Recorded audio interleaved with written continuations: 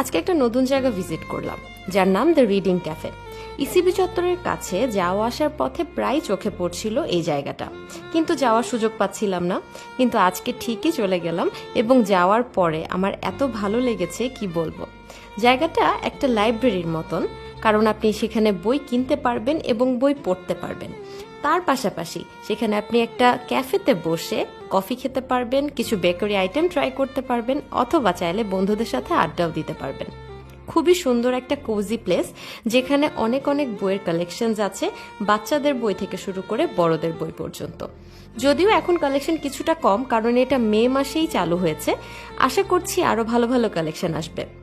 কিন্তু যারা বই লাভার আছেন তারা অনেক ইউনিক ইউনিক কিছু কালেকশন পেয়ে যাবেন এখানে। পাশাপাশি গিফটের জন্য অনেক আইটেমস আছে। কিছু বইয়ের উপরে 50 থেকে 60% পর্যন্ত ডিসকাউন্ট চলছে। তো সেই সুযোগটা হাতছাড়া না করে আমি নিজেও কিছু বই কিনে ফেললাম।